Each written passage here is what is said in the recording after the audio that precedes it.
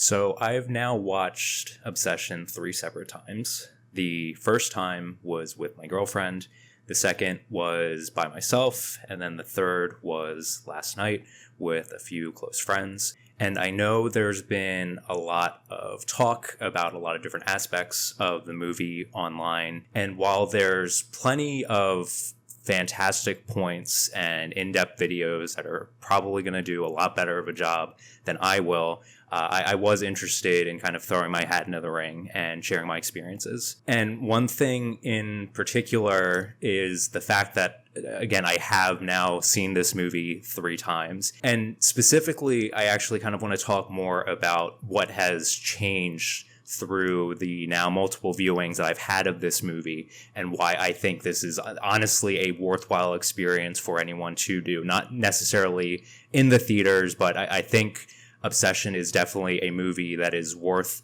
watching more than once because of how it can evolve through each watch. So a few things up front.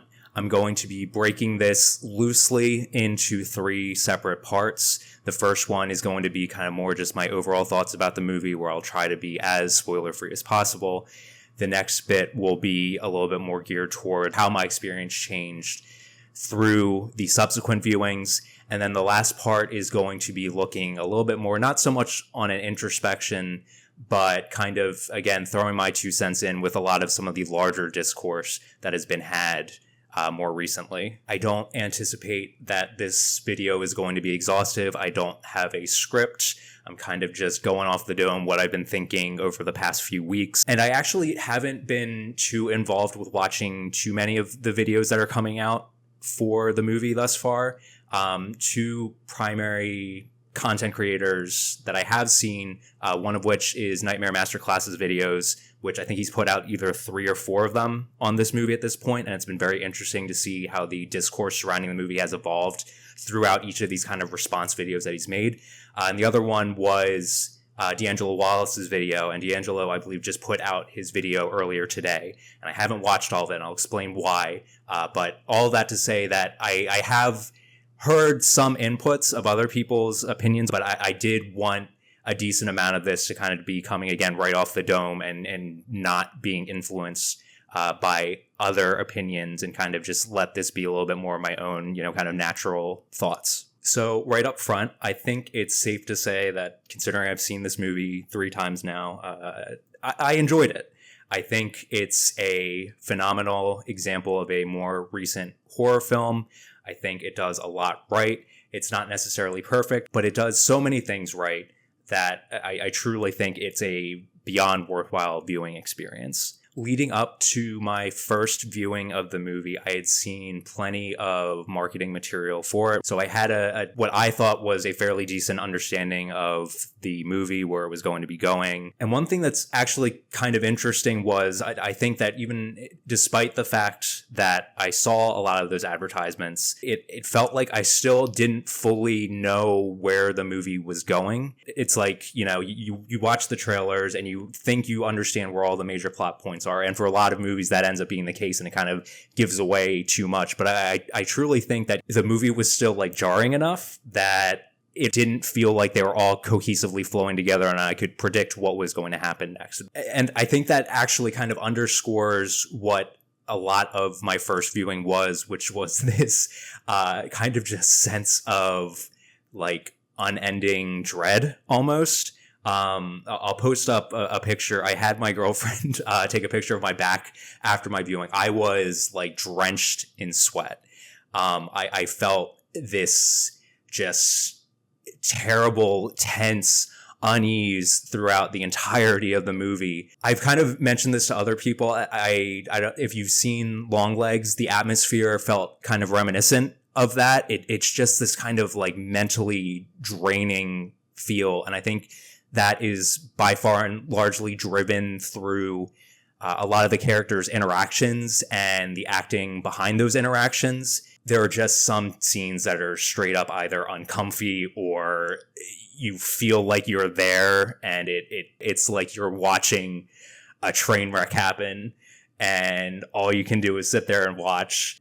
And that's not even really talking about the horror side of it, right? While I'm not necessarily a huge fan of jump scares, and I think they can kind of cheapen a lot of movies, especially if you rely too heavily on them. I don't think they were done wrong here. And I think that, again, when we kind of talk more upon like the rewatches, I think it kind of doesn't even matter if they're there or not, personally. I don't think a general review or opinion on this movie is complete without talking about the acting, and more specifically Indy Neveretti's performance, because she was absolutely incredible throughout the entirety of the movie from start to finish. Her range, the interweaving the different emotions that Nikki herself and then the possessed Nikki were experiencing, it drives the movie, and it drives the tension, and it drives a lot of, again, this sort of dread that follows throughout the entire movie. Michael Johnston, Megan Lawless, and Cooper Tomlinson all put on pretty great performances in their own right. But I think Indy in particular, again, just elevates the entire feel of the movie to this just next level. She is the driving force throughout the movie. In looking at a lot of the kind of interviews and discourse surrounding the movie, I know this movie was shot on a relatively low budget. I'm no film or movie snob. I couldn't tell. I think it uses its budget to its own kind of strengths. There's this feel throughout the movie that we're in this sort of almost like purgatory. We have these 20-ish year old adults that are all working at this music shop that none seem particularly thrilled to be there. I think a lot of the color grading and a lot of the film choices almost give this sort of a liminal space adjacent kind of feel to it. We'll talk about You maybe some other time. We'll see. It almost feels not exactly dreamlike and not exactly nightmare-like. It's like the movie is taking place in this kind of liminal setting of limerence of what is and what could have been. And I think that in and of itself, of course, is going to drive a lot of the atmosphere, but also, again, it kind of drives the overall feel of this movie. It's looking at how one person's selfish wish and ultimate kind of removal of someone else's autonomy changes what was and what could have been, and sets them on this, again, kind of derailing train. And going hand in hand with the color grading, the art direction, the scenery, I think one thing that I don't know has been talked too much about is the soundtrack that accompanies this movie. So earlier today, the day that I'm filming this, I know that D'Angelo Wallace put up a video. I haven't watched the entirety of it. I was on the stair climber and I started listening to it. And when he got to the point that he was about to start talking about the soundtrack himself, I actually went ahead. I stopped the video. I don't want to have any other opinions on this until I kind of share my own. So similar to what I was kind of alluding to before with the whole kind of liminal feel, this purgatory-like feel to this movie, so much of the music has this kind of dreamlike kind of synthwave undertone to it. And some of the music itself is just straight up gorgeous. I mean, it's beautiful. One thing, and I was talking about some friends earlier about this, is so when I was leaving the theaters last night after my third viewing, I went ahead and I Googled to see whether or not the soundtrack was actually available, and I was super gassed up when I found out that it was. I don't know why I hadn't searched for it sooner. And all the music's there, of course, but what's interesting is the jumps, the kind of thrilling moments are also kind of directly inserted into the songs. So what you're hearing throughout the movie is what you get in the soundtrack. If there's this kind of discordant shrill or something as the tone changes, it's there. It wasn't a separate kind of, soundbite or a different song that was overlapped on top of that. What was actually kind of funny was as I was driving back, I was listening to one song in particular. I think it's called I Can't Be Nikki, but there's just this very kind of like jarring shift in the song, and driving home I wasn't expecting it, and it almost kind of sounded like a car was like honking behind me. It's like it was very jarring. It also has proceeded to scare me 2 other separate times, despite the fact that I know that it's in the song. It gets me. I think the soundtrack does a really good job of, again, alluding to this kind of again, this trance-like, spacey reality that all the characters are interacting in. But yeah, all that to say that I think the soundtrack for the movie is nothing short of phenomenal. And it's going to be something that I'm going to be unironically listening to for a while now. Not all of it, but some of the songs in it. So the scenery, the color grading, the music, all this comes together again to kind of create this dream-like, nightmare-adjacent realm that this story plays out in. Is nothing short of dread-inducing. It's just a lot to take in and to be processing and navigating with the characters. I think it ultimately, the combination of all these things are also just driving a plot and a cautionary tale that encompasses a lot of the current discourse and discussion going on around, kind of the whole male loneliness epidemic, the nice guy, just kind of navigating those topics. It felt like this movie had its story to tell.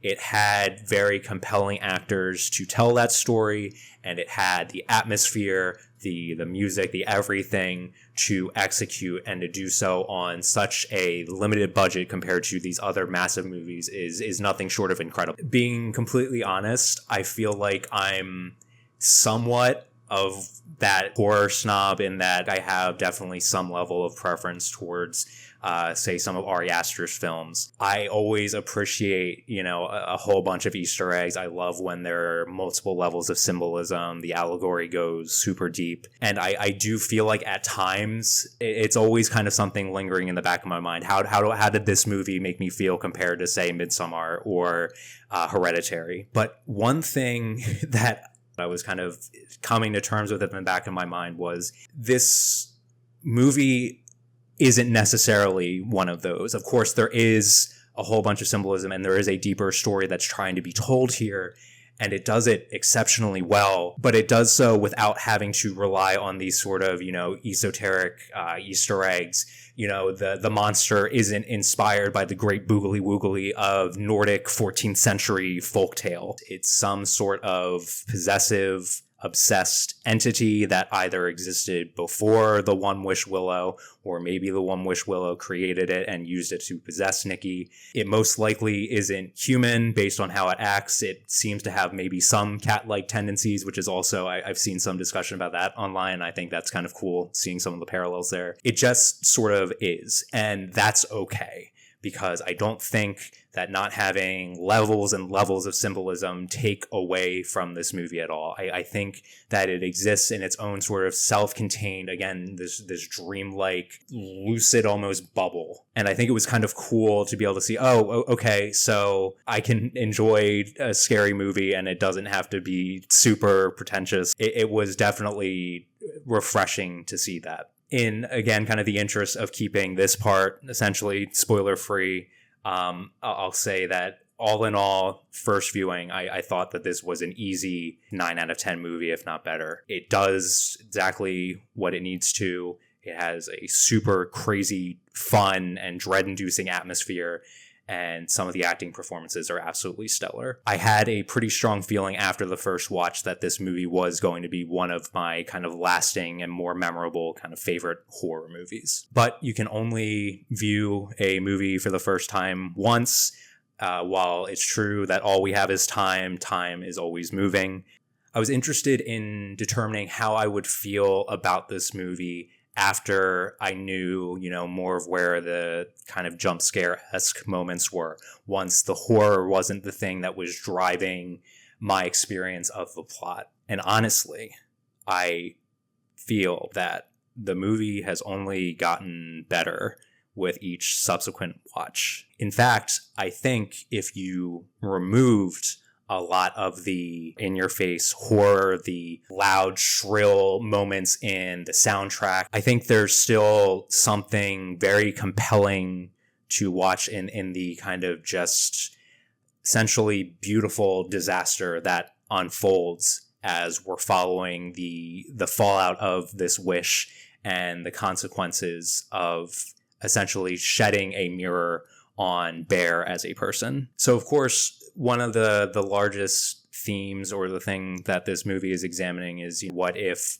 you get exactly what you would wish for at the expense of this other person's autonomy. But one thing that is almost kind of heartbreaking on subsequent watches is watching this spirit, or Freaky Nikki, which again maybe existed in this other realm before, or maybe was created by the Wish, watching this character have to navigate these feelings that were materialized or presented to them, and this magic has driven or compelled them to be this way, and that's kind of what it is. There's no question that Freaky Nikki is crazy and, of course, obsessive, but also that was the point of the Wish, right? In the same way that Nikki, the person's autonomy and quite literally her body was taken away from her, this other spirit was put in place with these emotions and feelings, again, presumably to some capacity due to the One Wish Willow. And when you really consider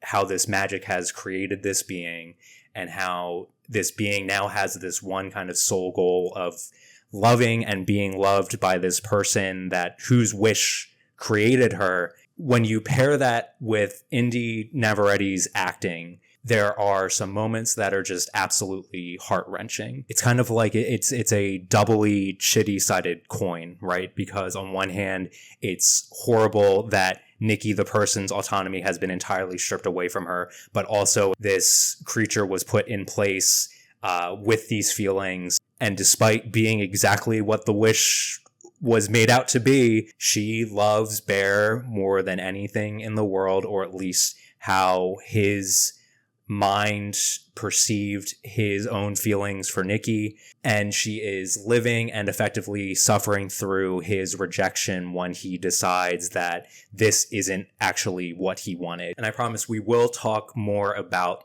the Wish itself and look a little bit more at Bear as a character, but I also think that on rewatching, the entire world and this entire situation expands a bit more, and you have a little bit more breathing room to kind of examine the undertones of the interactions between these characters, their feelings towards one another, or maybe even lack of feelings or lack of empathy towards one another. I think it's really kind of fascinating that I personally would be interested in learning more about, any of these characters, but I think there's also some beauty in the fact that we know so little about them, and it kind of attributes to one, how they interact with one another, but two, also how Bear perceives them.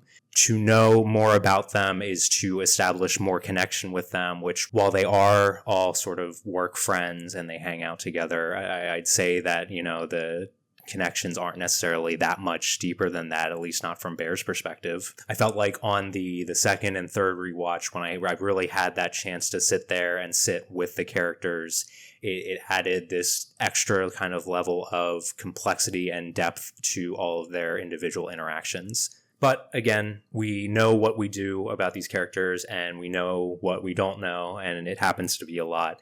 And I think for the points of this movie in particular, that's okay, because I think, again, that really contributes to us seeing a lot of this, or almost the entirety of it, through particularly the lens of Bear. So all of this to say that on my rewatches of this film, it's certainly not as scary. My back certainly wasn't nearly as drenched as it was after my first viewing.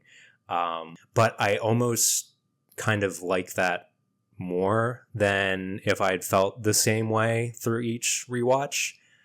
Again, I really think that this movie does have a lot to say about the topics that it tries to cover. And even in the absence of the more thriller-esque vibe and the scares that an initial watch will bring with them, I think there's just still so much to take in and digest on rewatches that it's such a worthwhile experience. And also, I say this like I didn't get scared on my second and third watch. One prime example where that wasn't true, right after the party when Bear and Nikki get back, and Bear is upset because he just wants Nikki to be normal, and Freaky Nikki can't be normal because she doesn't know or understand fully what being a normal human is. The moments, the score, everything leading up to the point that Bear says, "I love you" in that moment, again, are some that just hurt to watch. It's, again, great acting. There's so much just raw emotion there. But every single time when Nikki or Freaky Nikki goes into the reverse mode and backs up all the way to the other side of the room and then starts jolting at Bear, it gives me the absolute worst whiplash. Whether it's the song itself or, again, the rewatches of the movie, I get so invested in the character interaction in that moment, only to have it kind of just the rug entirely pulled in the moment right after that. And I think it's pretty neat that, again, even on these rewatches, the movie still gets me. So all this to say that while we wrap up this part 2, which was kind of the crux of why I wanted to make this video in the first place, I'm planning to have either the title for this video or the thumbnail to kind of have something along the lines of what would be so bad about seeing this movie multiple times. And fortunately, the answer is there's nothing bad about it. I think it's great. I think it's an absolute worthwhile experience to see this movie multiple times, to watch these characters navigate this very weird kind of, again, purgatory-like time in their lives. I think this movie has so much more to offer beyond the surface of horror that it initially presents. And I also think that on rewatch, a lot of the kind of more poignant points that the movie is trying to make become a lot more apparent, again, when you're more removed from the horror aspect of it. So I alluded to it previously. It's been talked about a lot online. Of course, this movie navigates the issues of codependency, the male loneliness epidemic, the whole kind of nice guy motif or behavior. And I think it does a pretty good job of shedding a light, or I guess in this case, kind of shining a mirror on our character, Bear. So there's kind of a lot to unwrap with this, and I'm definitely not going to be doing it the best. The movie starts off by portraying Bear as a pretty normal, nice guy. He has a crush. He works a job that is just a job to him. And for all intents and purposes, any of those things should be fine if they are managed. And I don't feel like self-contained is the right word to use, but as long as he takes accountability and is who he is, there should be nothing wrong there. But the devil is more in the details. It's in the interactions with his coworkers and friends. It's in what we actually do know about Bear, which really isn't a whole lot. Apparently, at one point, the actual Nikki had described Bear as a closed book, and I do think that's accurate. We have these montage shots where he's riffing around on a guitar or teaching Nikki piano. But when we fast forward a few weeks, presumably, I don't know what the timeline is, into Freaky Nikki and Bear dating, he still hasn't shared what his future endeavors are, and he makes this joke that maybe he'll be a food critic. And there's nothing wrong if Bear is happy working at the music shop, or if he wants to be a food critic. I mean, we're put on this earth to do what we ultimately want to do, right? Find the thing that makes you happy. But it doesn't really seem like Bear is super satisfied with the position that he's in. And it also seems that this lack of concrete interests, this lack of really sharing his feelings with others, isn't necessarily coming from him, but rather it seems that Bear is very hesitant to share these feelings with others, or maybe he feels like he can't share them with others. And of course, this is definitely exemplified in his friendships, his acquaintanceships with his fellow coworkers. You know, he has Ian as a friend, but Ian also isn't exactly a great friend, or isn't really even all that considerate of Bear. I mean, it isn't like Bear can't be outgoing or charismatic. There are points in the movie where we see him rizzing up Sarah. I just said rizzing. But ultimately, you know, he's removed in conversations. He doesn't necessarily offer much of his input. He doesn't seem to be having much kind of driving motivation towards making larger changes in his life. But we see that he has feelings for Nikki. And again, in a vacuum, there's not necessarily anything wrong with that. Even in platonic friendships, sometimes feelings can develop, and as long as you communicate those feelings and navigate them accordingly with someone else, there really shouldn't be any problems. But we don't see Bear navigate that with Nikki. In fact, we see him never being able to tell Nikki how he feels. And one thing that is worth noting, something that I've seen kind of discussed elsewhere, I believe in some interviews, Corey Barker mentioned that they reshot multiple scenes, one time having actual Nikki appearing a lot more interested in Bear and others appearing a lot more aloof, and then having some sort of blend of both of those scenes ultimately mixed together for the final cut of the film. We don't ultimately know where she stands, and unfortunately, we ultimately never will, because Bear breaks the one wish Willow, and he wishes that Nikki will love him more than anyone in the fucking world. And I know it's easy to dismiss it kind of as exasperation and just Bear feeling defeated.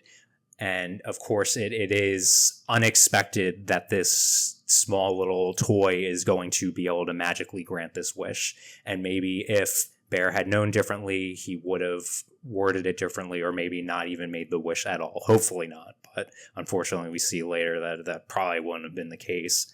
We'll never know what would have happened if Bear had told Nikki that night how he felt. Maybe they would have just dated for a little while, effectively being a rebound following Nikki's kind of off with Ian. Or maybe they could have had, the start of a nice relationship. But I think that the rest of the movie ultimately underlines that regardless of whether or not Nikki would have been feeling it, the architecture with which Bear's feelings towards her were built on was unstable and was very deeply rooted in codependency. If we consider Freaky Nikki to be effectively a mirror to Bear's feelings towards Nikki, we know that it's ultimately rooted in a lot of instability, and it's rooted in wanting to find fulfillment and acceptance in someone else. And while there's nothing inherently wrong with wanting to be loved or wanting to find a shared experience with love with someone else, there's definitely quite a bit of legwork that needs to be done internally before you're able to effectively navigate and share those feelings with someone else in a healthy way.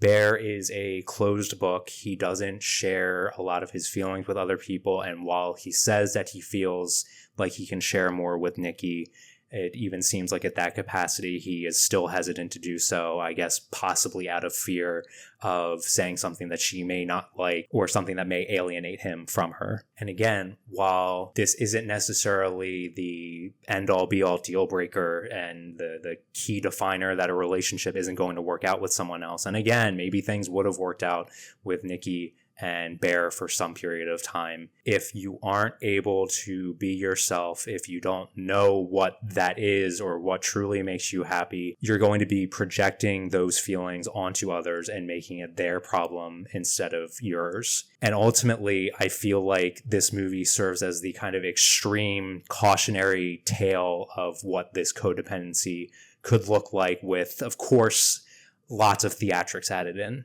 But because Bear is unable to navigate and find meaningful connections with others, which again, don't get me wrong, it's tough to make friends and find meaningful friendships and connections with others. But if you're not even really trying and you're just kind of thinking that, again, finding someone that loves you or that you think will be as obsessed with you as you are infatuated with them is going to fix the problem, it's probably not. And that's where you get into these situations where you see women complaining online that these guys that were friends with them for years completely blew them off after their feelings weren't reciprocated. And of course, again, while there is a plethora of exaggeration and theatrics in this movie, the underlying message is still there. projecting these insecurities onto others in relationships, expecting some sort of transactional outcome from someone else just because you meet the bare requirements of being a decent human being. Those things are going to hurt other people, and it sucks that in the case of the movie, unfortunately, Nikki is left to pick up the mess that is everything that transpired as the result of the wish. And that's really the one thing that stuck with me from my first viewing, was just really sitting there on that last scene and knowing that all of this transpired because Bear couldn't just say how he felt, and he instead made this absurd wish.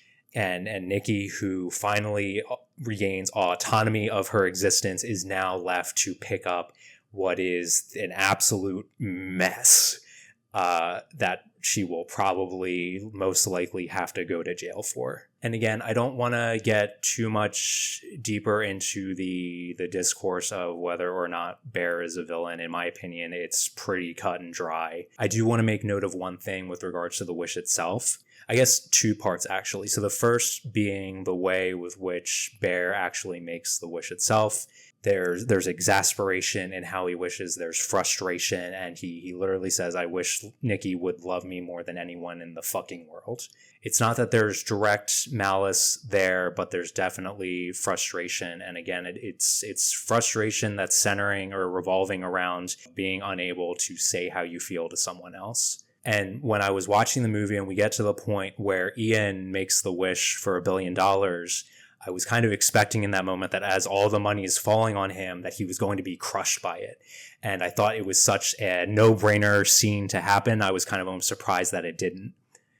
But in retrospect, I actually like that he wasn't killed by the money. And the reason for that is because, again, it circles back to something else that I believe has been mentioned by Curry Barker in interviews, which is that the One Wish Willow isn't inherently evil. Ian is able to make a wish, and despite the fact that he is not super descriptive and he just gets, unmarked batches of hundreds of dollars of bills, he gets his wish.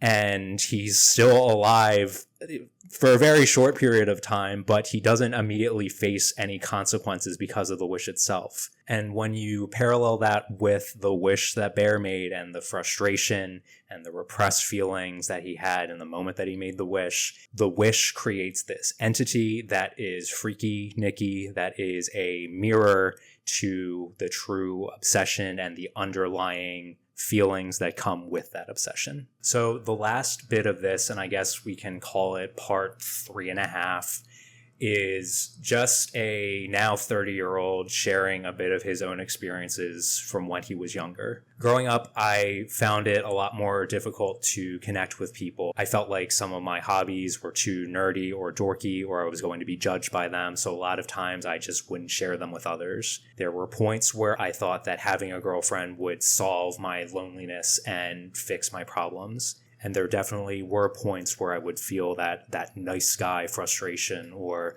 like I was deserving of love and affection from someone I was infatuated with because I was a decent human being and not the jerk Chad or something else. The thing that I've found as I've gotten older is that when I started to be more open with my hobbies, when I was more willing to share my feelings and not be fearful of being a burden on someone else despite listening to their problems as well. Which, quick note, there is a difference between being willing to sharing your feelings and just straight up trauma dumping. So make sure you navigate that properly. I found that as I was more open with others and I wasn't afraid to be who I was and I was comfortable with who I am, that was when I started having an easier time making meaningful connections, whether they be platonic or relationships. And it can be tough. I mean, being open and being vulnerable to other people can suck when it's not reciprocated or it's taken advantage of. And that happens sometimes and it hurts. It does. Like, I won't deny that. But that's kind of just the price for admission for living. You got to be willing to put yourself out there and you got to be willing to get hurt, because that's how you ultimately will find the people that value you and accept you for who you are. I guess all of this to say that when you are willing to look at yourself in the mirror and like what you see and be willing to share that with other people, that's when you will be able to find those connections. And I mean, like, at the very least, even if it stings a little bit and you have to face some rejections here and there, I mean, it really, truly can't be any worse than making a wish like the one that Bear made and having it go as terribly wrong as it ultimately did. I think if I had a one wish, Willow, I would wish for the ability to be able to rewatch this movie for the first time as many times as possible. That's definitely not the best way to use the wish, and I'm sure there's plenty of other things that could be said right off the rip, but that's what I think I'm going with right now. Anyway, if you've made it this far into the video, thank you for watching and thank you for listening. I wanted to put out this video to share my thoughts because I did have some strong feelings about this movie, and I felt like if I didn't put something out, then I was never going to put anything out. I also put up hair styling and hair product related content on Instagram, but I am trying to kind of branch away from that and talk more about some of my other interests and hobbies, movies like this being one of them. So if you enjoyed or you didn't enjoy, let me know in the comments. I'd love to hear from you. I'd love to hear your thoughts and perspectives. If you've seen the movie once, if you've seen it multiple times, I'd love to talk about it, and maybe I'll talk about some other movies in the future. But anyway, thanks again for watching. Thanks for listening. Stay safe, be good to each other, and I'll see you when I see you.